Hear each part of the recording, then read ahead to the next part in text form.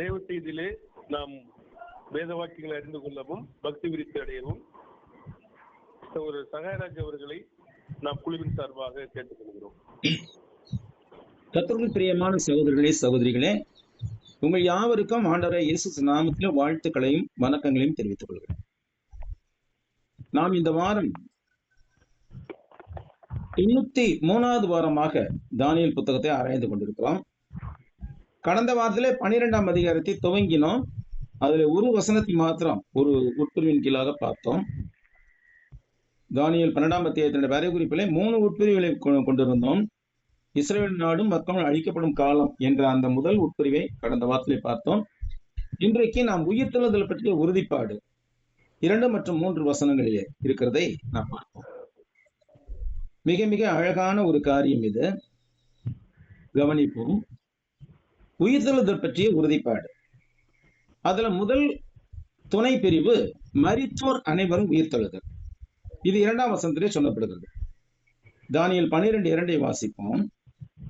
பூமியின் தூளிலே நித்திரை பண்ணுவதாகிய அநேகரில் சிலர் நித்திய ஜீவனுக்கும் சிலர் நித்திய நிந்தைக்கும் இகழ்ச்சிக்கும் விழித்து எழுந்திருப்பார்கள். நித்திரை பண்ணுவது என்பது யாரை குறிப்பதாக இருக்கிறது? இந்த வார்த்தையானது உலகம் தோன்றியது முதல் இதுவரைக்கும் இனி என்றென்றும் இந்த உலகில் வாழ்ந்த, வாழ்கின்ற, வாழப்போகின்ற மற்றும் மரிக்கப் போகின்ற எல்லாரையும் குறிக்கிறது. பூமியின் தூளிலே அவர்கள் நித்திரை பண்ணுகிறார்கள் என்பது அவருடைய சரீரம் அவர்களுடைய மரணத்திற்கு பின்பு மண்ணோடு மண்ணாவதை குறிக்கிறது. பிரசங்கி 12:7 நாம் வாசிக்கிறோம். இவ்விதமாய் மண்ணானது தான் முன்னிருந்த பூமிக்கு திரும்பி ஆவி தன்னை தந்த தேவனிடத்துக்கு திரும்புகிறது என்று நாம் அறிகிறோம். பூமிக்குரிய இந்த சரீரமானது பூமிக்கு திரும்பும் போது அழிய தொடங்குகிறது. இதை பற்றி பவுல் 1 கொரிந்தியர் 15ஆம் அதிகாரத்துல மிகவும் விளக்கமாக சொல்லுகிறார். அதுல 35 மற்றும் 36 வசனங்களில் மாத்திரம் பார்ப்போம். ஆகிலும் மரித்தோர் எப்படி எழுந்திருப்பார்கள், எப்படிப்பட்ட சரீரத்தோடு வருவார்கள் என்று ஒருவன் சொல்வானாகில், புத்தியீனனே, நீ விதைக்கிற விதை செத்தால் ஒழிய உயிர்க்க மாட்டாரே என்று சொல்லுகிறார். இதை காட்டிலும் உயிர்த்தெழுதலை பற்றி மிக தெளிவாக வேறு எவரும் கூற முடியாது. ஒரு மனிதர் இறக்கும் போது அவரது சரீரம் இந்த பூமியில் புதைக்கப்படுதல் என்பது ஒரு விதையை நிலத்தில் விதைப்பதற்கு ஒப்பாக இருக்கிறது. மரித்தோரின் உயிர்த்தெழுதல் பற்றிய பவுலின் எடுத்துரைப்பு இன்னும் அதை நன்கு விளக்குகிறது. 37ஆம் வசனத்திலே, அதே 1 கொரிந்தியர் 15 37ஆம் வசனத்தில் பாருங்க. 37 சில வசனங்களை வாசிக்க கேட்போம். நீ விதைக்கிற போது இனி உண்டாகும் மேனியை விதையாமல் கோதுமை அல்லது மற்றொரு தானியத்தினுடைய வெறும் விதையை விதைக்கிறாய்.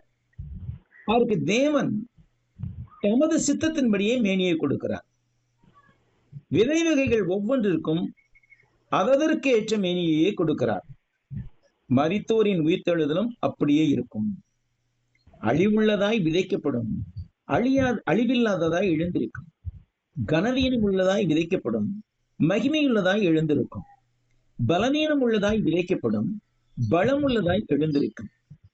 ஜென்ம சரீரம் விதைக்கப்படும், ஆவிக்குரிய சரீரம் எழுந்திருக்கும். ஜென்ம சரீரமும் உண்டு, ஆவிக்குரிய சரீரமும் உண்டு.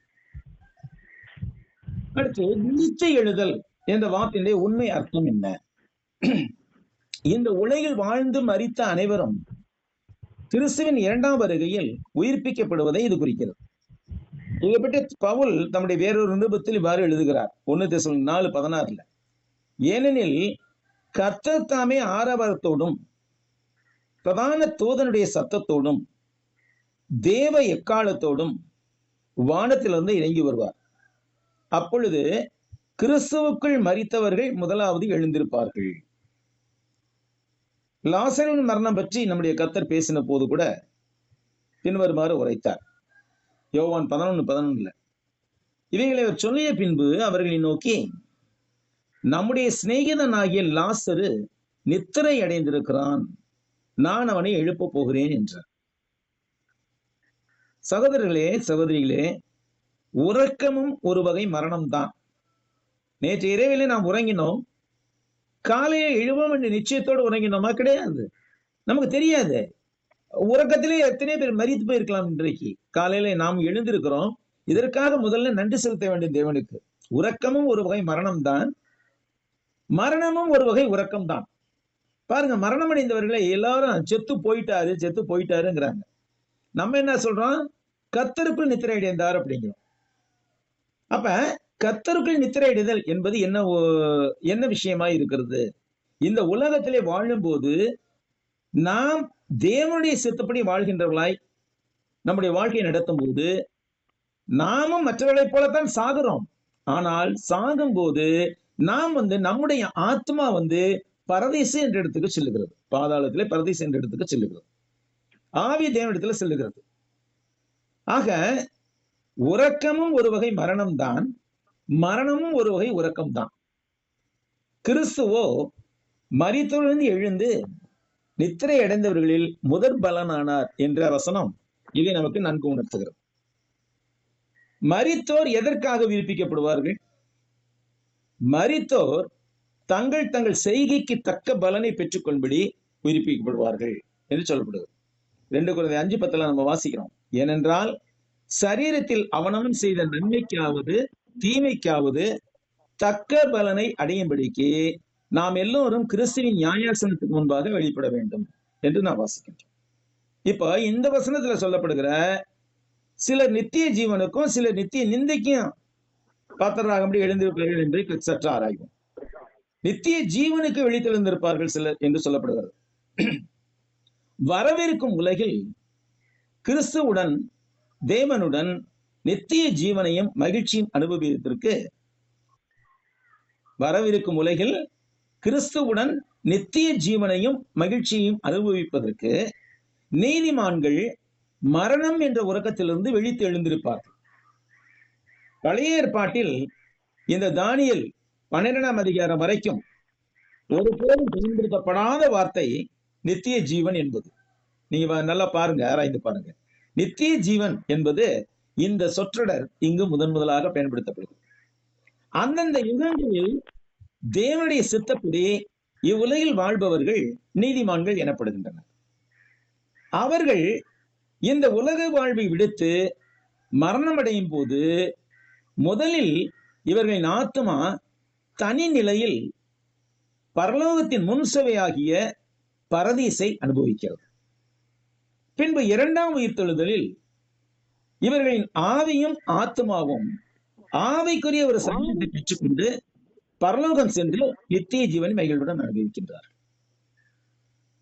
ஆவி மற்றும் ஆத்மாவின் நித்திய தொடர்ச்சியில் பரிசுத்தவான்கள் பரலோகத்தில் அனுபவிக்கும் மகிழ்ச்சி மற்றும் பேரின்பத்தை முற்றிலுமாக வெளிப்படுத்த இந்த உலகத்தின் எந்த மொழியிலும் எந்த வார்த்தையும் கிடையாது. இதை அனுபவிப்பவர்கள் யார் என்று பார்ப்போம். ஆட்டுக்குட்டியானவரின் ஜீவ புத்தகத்தில் பெயர் எழுதப்பட்டவர்கள். வெளிப்படுத்தின 21:27 சொல்லப்படுகிறது. தீட்டுள்ளதும் அருவருப்பையும் பொய்யையும் நடப்பிக்கிறதுமாகிய ஒன்றும் அதில் பிரவேசிப்பதில்லை. ஆட்டுக்குட்டியானவரின் ஜீவ புத்தகத்தில் எழுதப்பட்டவர்கள் மாத்திரம் அதில் பிரவேசிப்பார்கள். இவர்களே நித்திய ஜீவனுக்கு நியமிக்கப்பட்டவர்களாக இருக்கின்றார்கள்.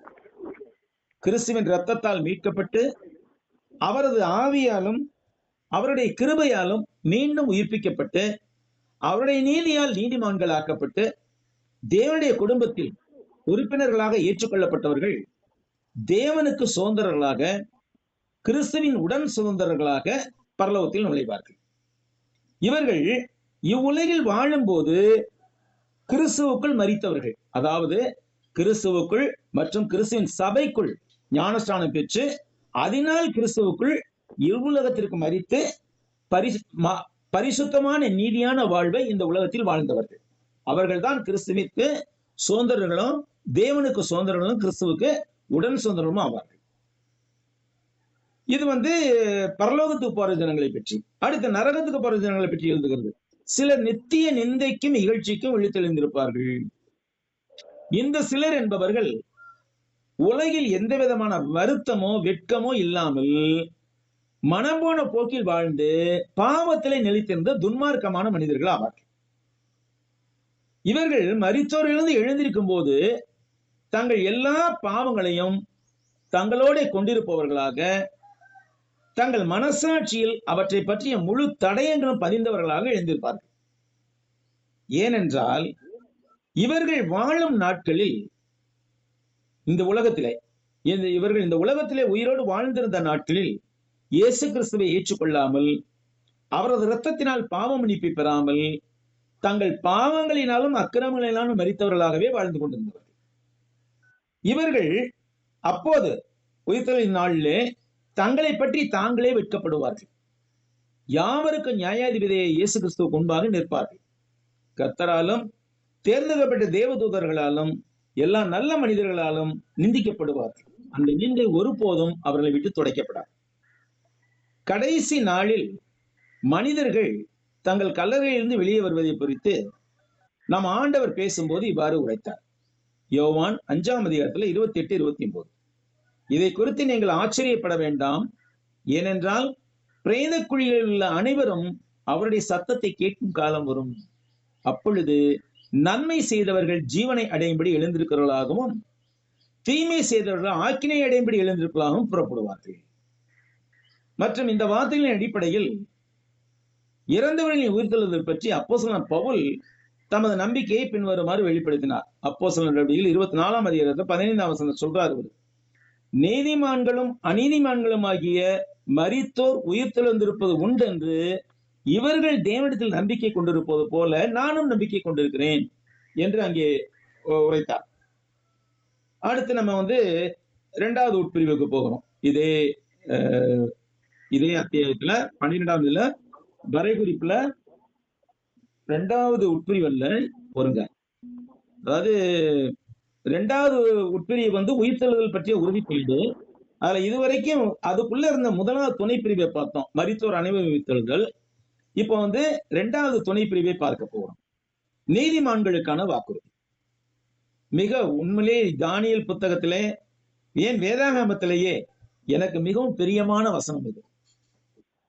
3ஆம் வசனம், ஞானவான்கள் ஆகாய மண்டலத்தின் ஒளியைப் போலவும் அநேகரை நீதிக்கு உட்படுத்துகிறவர்கள் நட்சத்திரங்களைப் போலவும் என்றென்றைக்கும் உள்ள சதா காலங்களிலும் பிரகாசிப்பார்கள்.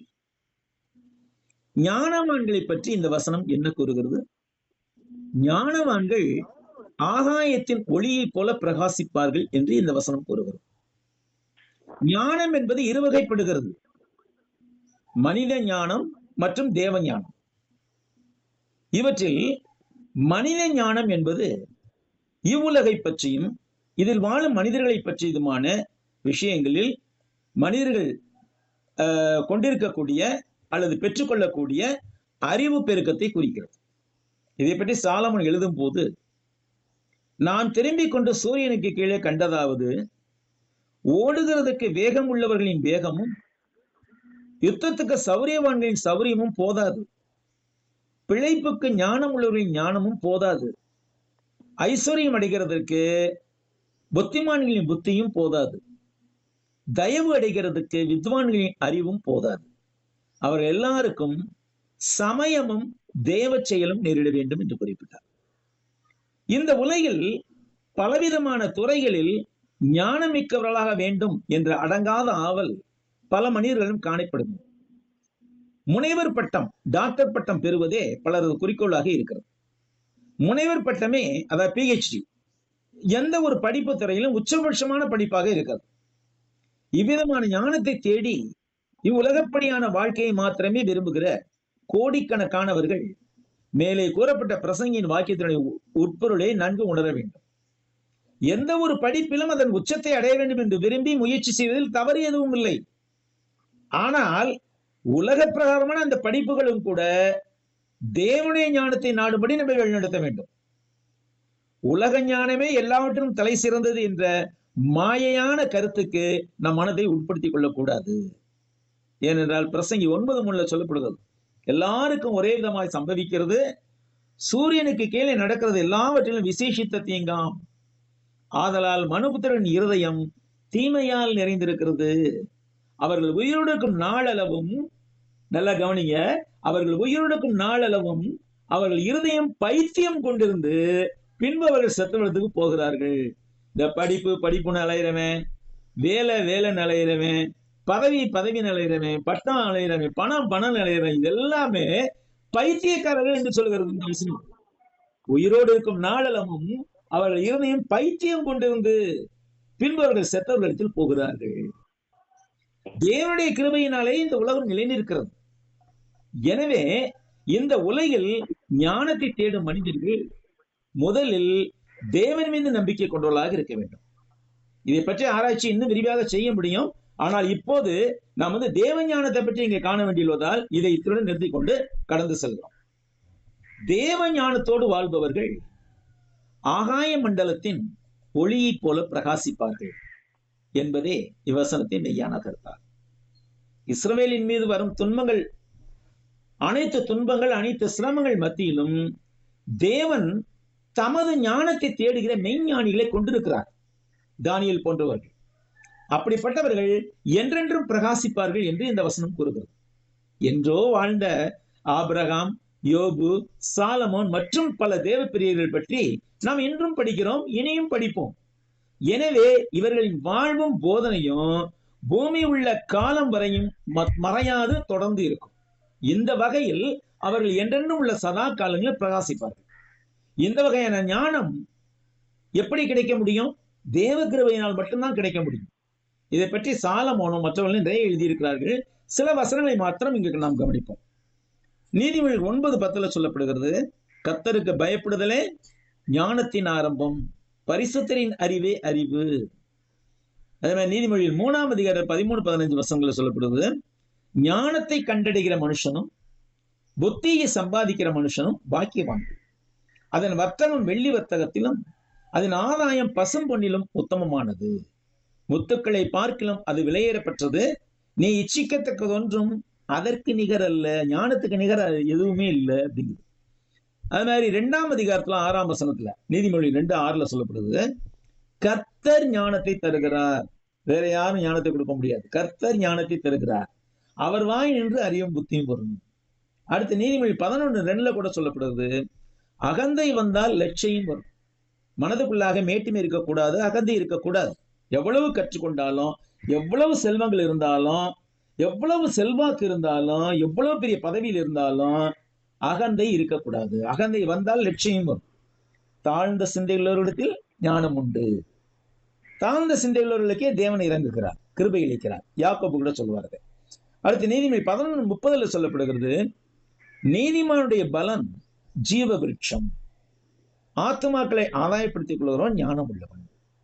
இதை கவனிக்க நல்லா. ஆத்துமாக்களை ஆதாயப்படுத்திக் கொள்ளுகிறவன் ஞானம் உள்ளவன்.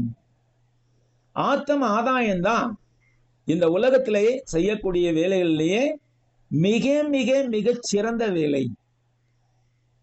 தப்பி போன மார்க்கத்தோடு பாவி திருப்புகிறவன் திராண பாவங்களை மூடுவான் என்று அறிய கடவன் என்று யாக்கோபு சொல்லுகிறார். ஆக ஆத்துமாக்களை ஆதாயப்படுத்திக் கொள்ளுகிறவன் தான் உண்மையிலே ஞானம் உள்ளவன் என்று சொல்லப்படுகிறது. அடுத்து அநேகரை நீதிக்கு உட்படுத்துதல் என்ற சொற்றொடரை சற்று விளக்கும். இது தேவநீதிக்கு உட்படுத்துதல் என்ற சந்தர்ப்ப பொருளை கொண்டுள்ளது. நம்மில் தேவநீதி நிறைவேற வேண்டும் என்பதே தேவனுடைய சித்தமாக இருக்கிறது. இதை நிறைவேற்றவே இயேசு இந்த உலகத்திற்கு வந்தார். அவர் யோவான் ஸ்நானனிடத்தில் ஞானஸ்நானம் பெற்ற போது அவர்கள் இருவருக்கு நடந்த உரையாடலில் இது தெளிவாகிறது. மத்தேயு 3ஆம் அதிகாரம் 13-15 வசனங்களில் காணப்படுகிறது. அப்பொழுது யோவானால் ஞானஸ்நானம் பெறுவதற்கு இயேசு கலிலேயை விட்டு யோர்தானுக்கு அருகே அவனிடத்தில் வந்தார். யோவான் அவருக்கு தடை செய்து, நான் உம்மாலே ஞானஸ்நானம் பெற வேண்டியதா இருக்க நீர் என்னிடத்தில் வரலாமா என்றார். இயேசு அவனுக்கு, இப்பொழுது இடம் கொடு, இப்படி எல்லா நீதியையும் நிறைவேற்றுவது நமக்கு ஏற்புடையதாக இருக்கிறது என்றார். அப்பொழுது அவருக்கு இடம் கொடுத்தார். இதை பற்றி பவுல் ரோமருக்கு எழுதிய நிருபத்தில் 1ஆம் அதிகாரத்தில் 17ஆம் வசனத்தில் இவ்வாறு கூறுகிறார், விசுவாசத்தினாலே நீதிமான் பிழைப்பான் என்று எழுதியிருக்கிறபடி விசுவாசத்தினால் உண்டாகும் தேவ நீதி விசுவாசம் என்று அந்த சுவிசேஷம் வெளிப்படுத்தப்படுகிறது என்று சொல்லுகிறார். விசுவாசத்தினால் உண்டாகும் தேவநீதி.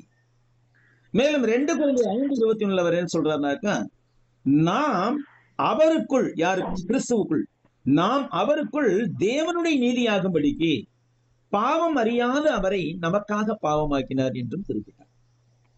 நாம் இயேசு கிறிஸ்துவை தேவனுடைய குமாரனை விசுவாசிக்கும் போது நமக்கு தேவநீதி அருளப்படுது.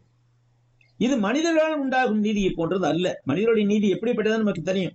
எப்படிலாம் இன்னைக்கு கோர்ட்ல நீதி நியாயங்கள் மாற்றப்படுகிறது என்பது நமக்கு தெரியும். இது மனிதர்களால் உண்டான நீதியை போன்றது அல்ல. உலக மக்களாகிய நம் அனைவரின் பாவமும் நம்மை தண்டனை பெற தகுதியுடையவர்களாக ஆக்கிச்சு. ஆனால் அந்த தண்டனை யாவற்றையும் இயேசு சிலுவையில் தொங்கிய போது அவர் தம்மேல் ஏற்றுக்கொண்டார். எனவே நம் எல்லாருடைய பாவங்களையும் தேவன் மன்னிக்க சித்தமானார். இவ்வாறாக நம்ம விசுவாசம் ஏற்படும் போது நமக்கு தேவ நீதியான பாவம் மன்னிப்பு என்பது ஞானஸ்தானம் பெறுதல் மூலமாக அருளப்படுகிறது. இவ்வுலக மக்களுக்கு நாம் நற்செய்தி அறிவித்து அவர்களுக்குள்ளாகவும் இவ்வாறாக தேவநீதி நிறைவேற பிரயாசப்படுகிற போது நாம் அவர்களை தேவநீதிக்கு உட்படுத்தும் மக்களாக இருக்கிறோம். இவ்வாறு செய்யும் எல்லாருமே நட்சத்திரங்களைப் போல என்றைக்கும் உள்ள சதா காலங்களில் பிரகாசிக்கும். இதைத்தான் இந்த வசனத்தை பெற்றுள்ளோம். அநேகரை நீதிக்குட்படுத்துவதை குறித்து இவ்வசனம் மேலும் கூறுவது என்ன? அவர்கள் நட்சத்திரங்களைப் போல என்றென்றைக்கும் உள்ள சதா காலங்களில் பிரகாசிப்பார்கள். தேவனுடைய மக்கள் அனைவருமே நட்சத்திரங்களை போன்றவர்கள் தான். ஞானஸ்தானம் பெறும்போது நம்ம தேவனுடைய வானத்தில ஒரு நட்சத்திரமாகின்றோம். ஏனெனில் அவர்கள் கிறிஸ்தவத்திலிருந்து தாங்கள் பெற்ற சுவிசேஷ வெளிச்சத்தை பிரகாசித்து மற்றவர்கள் தங்கள் வழியை கண்டுகொள்ளவும் பின்பற்றவும் உதவுகிறார். நட்சத்திரங்களை போல பிரகாசிக்கிறோம் என்றால் என்ன பொருள்? நட்சத்திரங்களுக்கு சுய ஒளி கிடையாது. தெரியுங்களா உங்களுக்கு?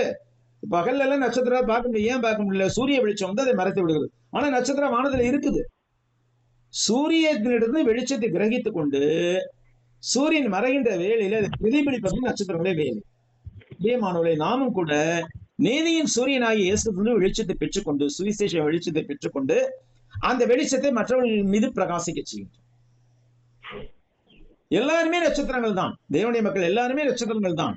அதை பத்தி கூட பவுல் கூட கொரிந்தியர்ல சொல்லுவார் இல்லையா, நட்சத்திரம் விசேஷித்த உண்டு, மிக அழகாக இருக்கும். அது இன்னொரு நாளைக்கு பாடத்துல பார்ப்போம். அதை நான் இங்கே கொண்டு வர முடியவில்லை இப்போது. ஆனாலும் இவர்களில் பலர் நீதிக்கு திருப்புவர்கள், அதாவது தேவனுடைய வானத்திலே நட்சத்திரங்களாக இருக்கிற கிறிஸ்தவர்களிலே பலரை நீதிக்கு திருப்பும் மக்கள் இன்னும் பிரகாசமாக வெளிச்சம் வீசுகிறார்கள். இன்னும் அதிகமான மக்கள் ஒளியை காணவும் உங்கள் வழியை கண்டறியவும் இவர்கள் உதவுகிறார்கள். இந்த வாக்குறுதி எல்லா ஞானிகளுக்கும் எல்லா யுகங்களிலும் பலரை நீதிக்கு திருப்பவர்கள் அனைவருக்கும் பொருந்தும். ஆனாலும் இது கர்த்தருடைய ராஜ்யமாகிய கிறிஸ்துவின் சபையில் மிகவும் பிரயாசத்துடன் ஊழியம் செய்கின்ற சகோதரர்கள் சகோதரிகள் ஆகியோருக்கு மிகவும் பொருத்தமான கூற்றாக உள்ளது.